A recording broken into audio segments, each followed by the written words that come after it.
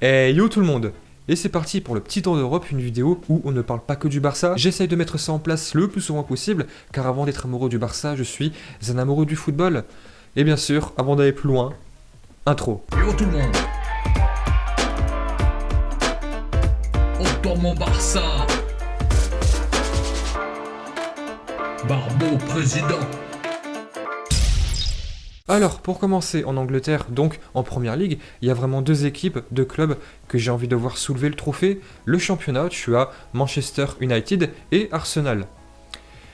Donc Arsenal, voilà, je peux attendre très longtemps. Voilà, on va faire clair et net. Il y a plus de chances de voir Ekipouche titulaire que Arsenal vainqueur de la Première Ligue. Honnêtement, j'ai envie de voir United soulever le trophée parce que je suis un petit peu nostalgique de la grande époque Sir Alex Ferguson. Mais en attendant, hier, tu as eu Arsenal qui s'impose 3-0 contre Newcastle et mine de rien, ils reviennent petit à petit. Ils sont 10e au classement et sur les 5 derniers matchs, ils ont fait un nul et 4 victoires. Et les Gunners, désormais, ils sont seulement à 6 points du 5e avec c'est vrai un match en moins. Ils ont tellement souffert comme United. Ensuite, on passe en France. Normalement, je dis bien normalement, aujourd'hui Milik va signer à Marseille en prêt avec option d'achat pour 8 millions d'euros plus 4 en bonus. L'international polonais qui avait des problèmes avec son club, qui doit se relancer pour l'Euro. Alors Milik, c'est pas un attaquant de classe non plus mondiale, voilà. Quand tu penses au top 10, Milik, il n'en fait pas partie. Mais par contre, un niveau but, niveau stats, c'est pas non plus dégueulasse. Avec Naples, il a joué 123 matchs, a marqué 48 buts. Avec l'Ajax, c'est 47 buts pour 76 matchs. Il va avoir 27 ans dans un mois. Avec la sélection polonaise, pareil, il a beaucoup d'expérience. Ça fait maintenant 9 ans qu'il y est. Donc voilà, Germain en sueur, ça va faire un très très beau popcorn. Et honnêtement, même si c'est vrai que ça fait un petit moment qu'il n'a pas joué, en vue de son expérience,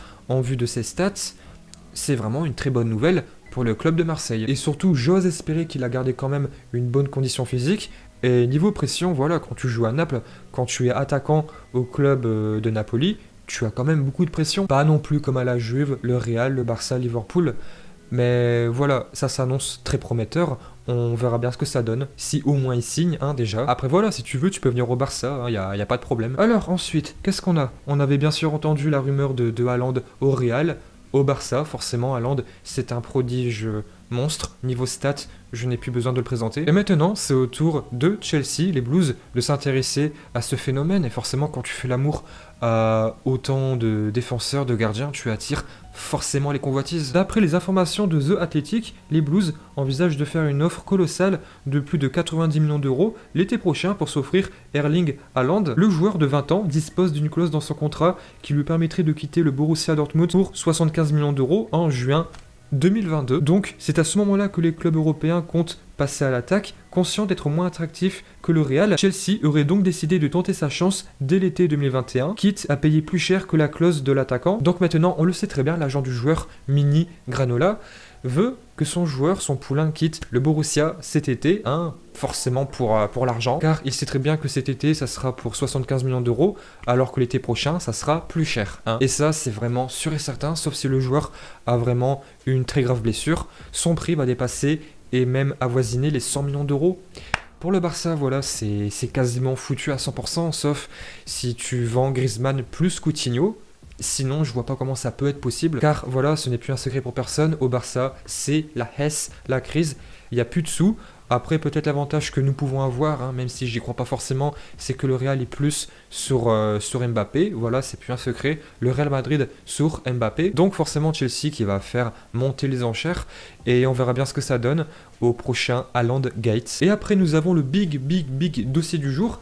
Et non le Big Mac de Payet. C'est forcément David Alaba au Real Madrid. C'est fait, à en croire les rumeurs, c'est fait à 99%. Ça fait des semaines qu'on en parlait, ce n'était que des rumeurs avancées, c'est vrai, mais là, ça serait déjà fait. Le quotidien espagnol affirme ainsi qu'un accord total a été trouvé pour le joueur, qui arrivera donc libre au mois de juin prochain. Il signera donc un bail de 4 ans, lui qui aura 29 ans, pas de regret à avoir pour le PSG, qui le courtisait également, étant donné la possibilité de le faire signer pour 0 €. Mais David Alaba a eu une proposition folle de la part des merengues qui lui offre un contrat de 11 millions d'euros par saison. Il a bien sûr immédiatement accepté ces conditions et a déjà passé sa visite médicale, affirme Marca. Il va rejoindre une défense moins convaincante cette saison, surtout que Ramos fait déjà des pieds et des mains pour avoir un nouveau contrat, quitte à s'annoncer un petit peu partout, et notamment au PSG. Donc 11 millions d'euros de salaire par saison, c'est vrai que ça fait un beau pactole. mais il va arriver pour 0 €, donc voilà, niveau balance, ça équilibre. Mais ma question en fait, c'est que David Alaba, ok, c'est un très bon joueur, j'aime beaucoup, mais tu vas le faire jouer où en tant que défenseur central ou arrière droit? Mais en tant que défenseur central, tu vas le faire jouer à la place de Ramos? Moi honnêtement, si j'avais été supporter de ce club, hein, t'en fais pas, ça va pas arriver, pas demain, pas aujourd'hui, jamais.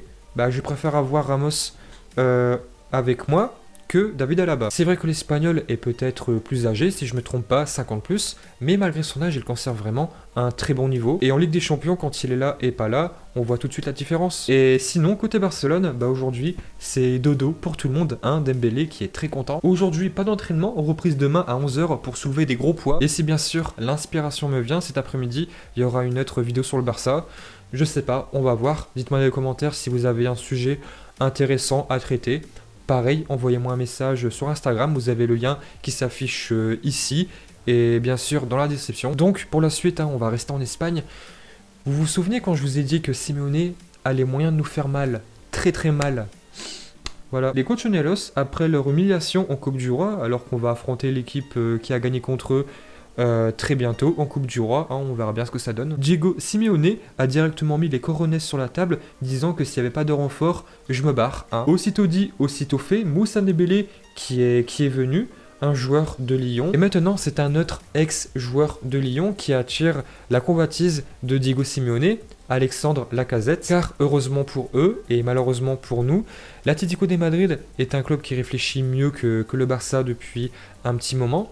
Ils ont déjà Suarez depuis cet été, 33 ans, et ils réfléchissent déjà à son futur, le successeur. Voilà, eux au moins ils font les choses dans l'ordre, normalement, pas comme nous, incroyable. Donc voilà, je serais pas du tout étonné si le transfert ait lieu, tant mieux pour eux, et tant pis pour nous, hein, on va encore subir. Et après, nous avons les 12 paroles de Arthur Melo qui expliquent la différence entre Léo Messi et CR7. Ronaldo s'exprime plus que Messi, il s'entend bien avec tout le monde dans le vestiaire, il est très actif. Peut-être que le fait que nous parlions la même langue facilite les choses, chaque personne a sa propre façon de faire, preuve avec le leadership. Messi le fait par des actions, il le démontre quand il reçoit le ballon, avec sa volonté de gagner le match et tous ses coéquipiers le remarquent. Je prends Cristiano, nous jouons ensemble, je ne suis pas proche de Cristiano au point de prendre un café chez lui, mais nous avons une bonne relation. Cristiano ne recule jamais s'il y a un coéquipier qui a besoin de quelque chose, et il arrive toujours avec une détermination farouche. Il s'entraîne comme un animal, il ne sait pas quand se reposer et nous encourage à tout donner. Il me dit toujours quoi manger, ne laissant rien au hasard. Bah c'est vrai que Cristiano,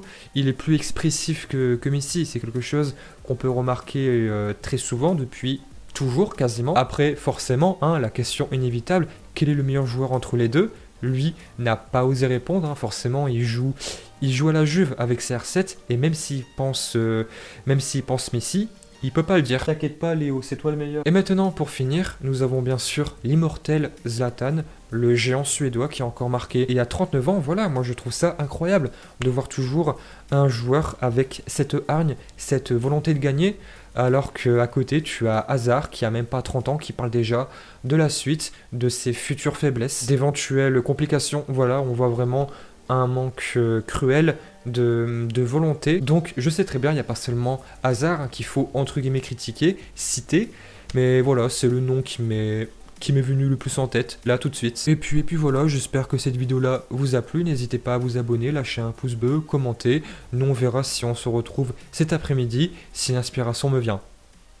Et bien sûr, yo tout le monde.